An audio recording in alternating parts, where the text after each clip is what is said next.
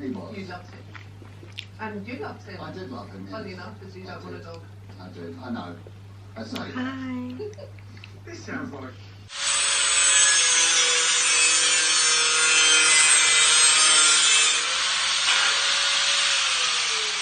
Good morning and welcome back to our channel. It's Yan here.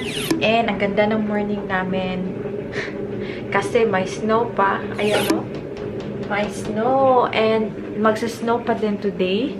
So, normally papasok ako. Pero, nag-ask ako na hindi mo na papasok. Kasi, medyo mahirap mag-bike. Nakakatakot mag-bike. Pag ganito. Kasi yung mga roads, hindi siya masyadong nalinis, ganun, dahil kasi naman corona pa. So, buti naman at pinayagan tayo. Kumuha ako ng annual leave. Para si Sophia din dito lang sa bahay. Si Bana din dito lang din sa bahay.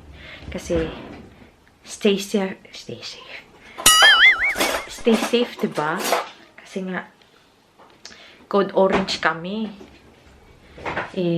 Lala ako. Si Bana and si Sophia na French toast sa akin. Ito lang. And I think, kakainin ko yung hummus or kaya, papalaman ko or yung bago namin. So, medyo maganda siya. Kaso lang, malamig. Pero okay lang din yun. So, ito lang ulit yung kainin ko. Kasi, dumating na yung order namin. Bagong stock na naman to. Gusto ko kumain ng hupya. Tsaka ilagay ito siya sa hukta. Oh, low bat. Hindi ka lang malalabsa. Palitan ko yung battery.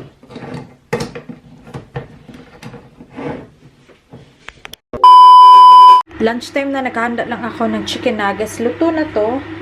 And then, kay Sophia na apple juice.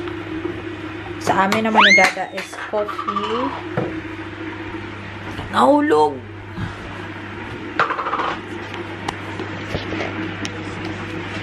Tapos, feel kong kumain ng cassava cake. Kasi marasarap siya sa kape.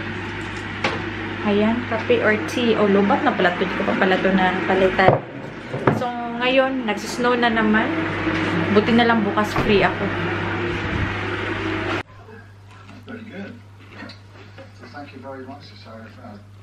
Well, that feels like quite a positive day for both Jude and Georgia. So let's see if Mum and Dad feel a little bit more reassured. Hello. Hello. How you doing? Jesus, way.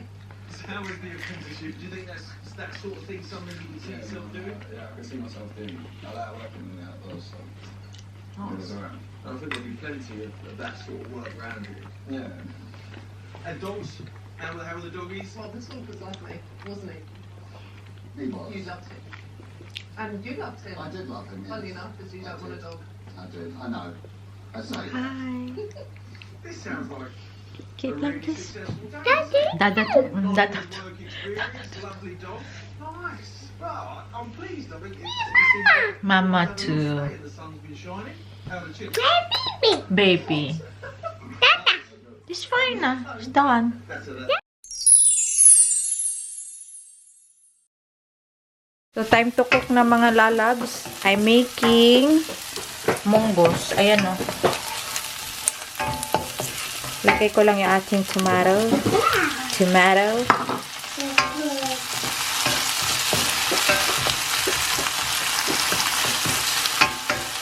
Ang gamitin kong sahog is yung ating manok na sobra kahapon.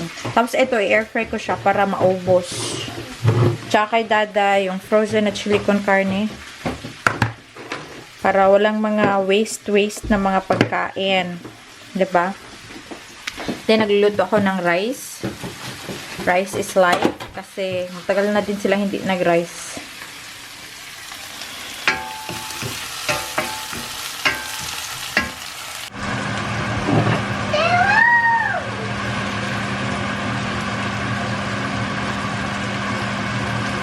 Okay.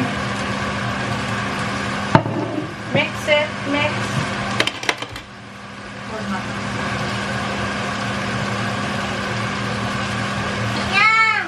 Like that.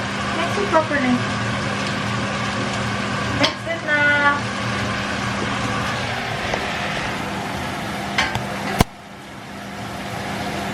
dalaga prepare sa lamisa. Saan na ba yung dalaga namin?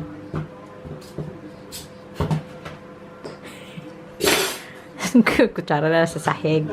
Put it on.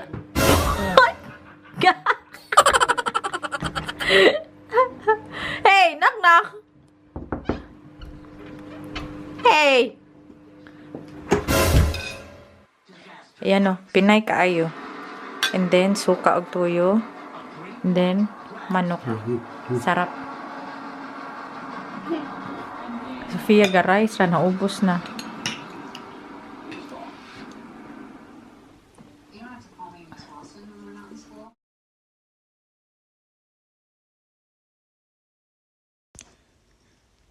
So, welcome to our lanai.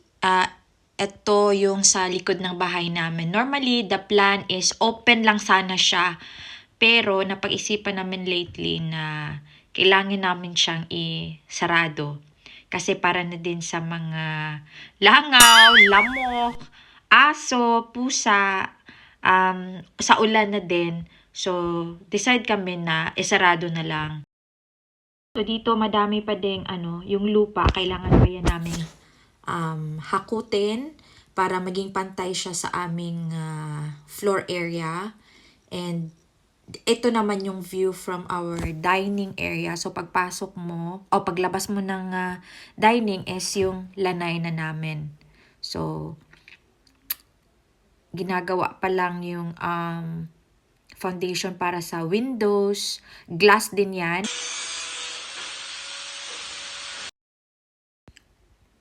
Meron na pala tayong alcoba dyan sa ating ceiling.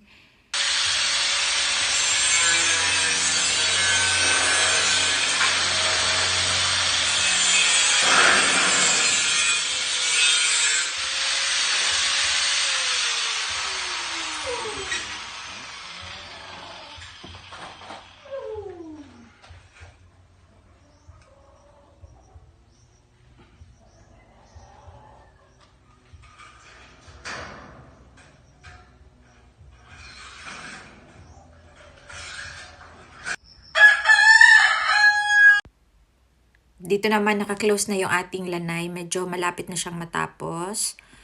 May part dyan na door. At saka sa kabilang side din may pinto din. Tapos yung sahig natin is marble tiles. Tapos na din lahat. Kita nyo, medyo madumi pa. Medyo brown na may pagka touches of parang gray ata. So, excited na ako na matapos tong lanai namin kasi pwede kang maglagay dyan ng super habang table para dyan kayo ng family, magkakausap, mga friends, tsaka kwentuhan. Tapos malapit lang siya sa kusina at tsaka sa dining area. So, pag parties, very, very ideal talaga siya.